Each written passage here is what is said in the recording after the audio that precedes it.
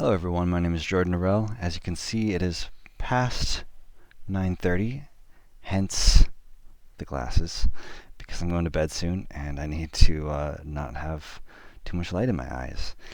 Anyhow, today I want to talk about something that happened a couple days ago on my channel. I had someone commenting on some videos saying some rather anti-Semitic things. He'd commented before and I noticed it and just kind of ignored it.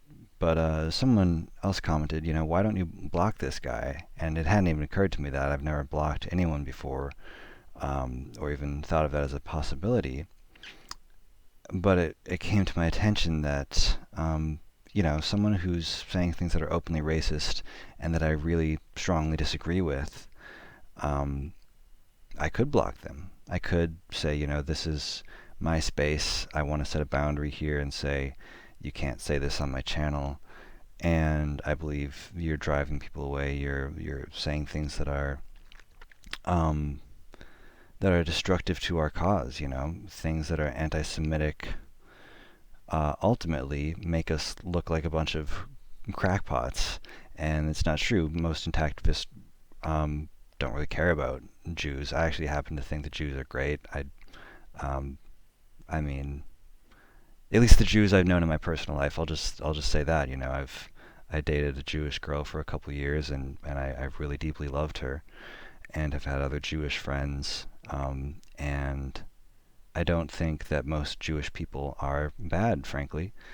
And I think that conspiracy theories that say that Jewish people are conspiring against the world are probably wrong. I tend to be very open-minded, so I can't say for sure about anything. not just about Judaism, but I really am fundamentally fundamentalist agnostic about everything. I believe that ultimately I don't know. So I don't out of hand reject anything. I just think it's highly improbable that there's any group at the top of society or behind the scenes that's pulling all the strings and manipulating everything, and it just it seems that there's much more plausible and less less paranoid explanations.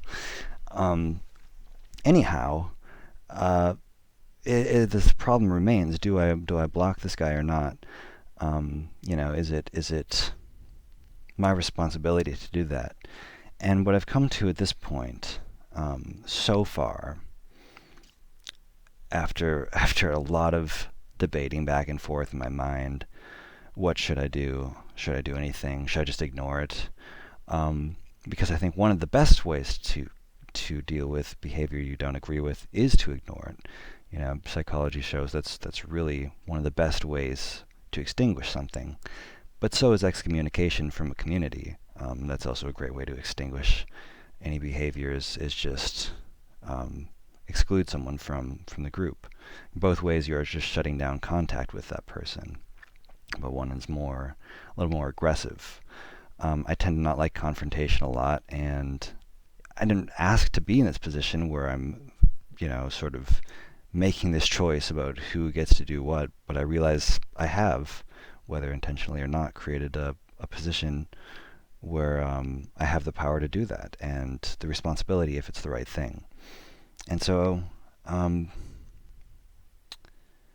really believe that the right thing to do is always to affirm everyone's right to be who they are. It's a free speech thing. It's not just a free speech thing. It's also there's a fine line between. I don't know if it's a fine line or not. I think in this situation it can be, because is your free speech preventing someone else from being able to feel safe, from being able to exist in a space and present themselves as they are without feeling threatened? It's such a 21st century issue, this whole censorship and free speech thing. on safety and right now where I'm falling on this is that um,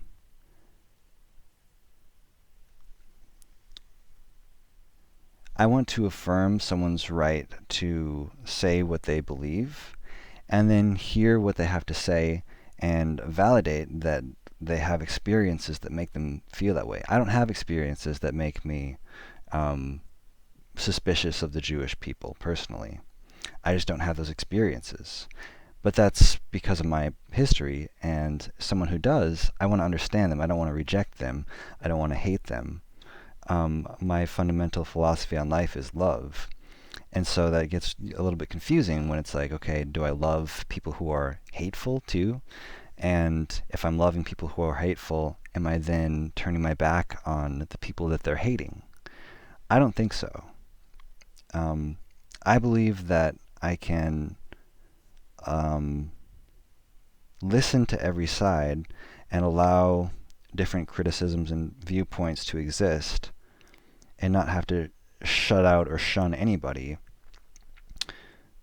There may be some point at which it gets to be too, if this person was actually saying we need to kill the Jews, or we need to, if he was saying something violent, or if he was saying something really, it's hard to say because he is saying things that are quite extreme, and I think that's where violence starts. So I don't actually know where that line is as I went back and read his comments. I'm not Jewish, and so I guess I kind of just brushed it off and said that's really shitty and weird. The things you say, his are basically the only comments I didn't heart because I usually love everyone's comments, and I really didn't like his comments. But at the same time, I don't know I don't know where that line is, I guess. I don't at this point feel like it's my responsibility to block out people who I disagree with, or even who are hateful, unless they are hateful in such a way that it actively is destructive to people. Yeah, that's where I'm falling right now. That's honestly all I have to say about this. I'd like to hear your feedback. I've thought about interviewing different people and trying to get more viewpoints. I think the best answer to this whole question is to have more conversations, is to listen to people on both sides, is to start dialogues, is to do mediation. Ideally, use nonviolent communication to get different viewpoints to talk to each other and to get listening and to and I think that's probably very difficult with people who are conspiracy theorists, I would guess, or people who are strongly hateful. But I don't think it's impossible. I think, in fact, Marshall Rosenberg really showed that people who have a lot of rage against each other can actually communicate effectively if they have the motivation to. And I'm not sure that motivation's there. The jury's out. I may still, put a little more control over my channel at some point, just because it's a space where I want people to feel safe and heard, including people I disagree with. And I really, really, really like people I disagree with and want to hear from them and want to understand them and want to get that feedback, so that I don't create a bubble for myself where I'm excluding other people, which is another reason I really hate censorship, is because it creates this bubble that we've already create for ourselves in so many ways. And I don't want to do that. I really like criticism, and I really like people telling me how I'm wrong and how I could be better. I'm just doing my best to represent love and freedom and truth and pleasure without without failing to admit that I may be completely wrong about certain things, and I'm doing the best I can, and I want to learn more, which again is why I don't want to shut people out, and I don't want to be dishonest either and say, yeah, you're right, you sure, whatever. Like, no, I don't agree. I think you're probably wrong, and I think it's important that we get the right path forward and that we aren't hateful towards the Jews or anyone else, because that's a horrible way to live your life, is in hate. I don't think it serves anyone. Not even hating people who are hateful. As I'm saying, that's the whole dilemma here. I don't believe in excluding the excluders. So that's my thoughts on it today. I'd really like to hear your guys' opinions on this.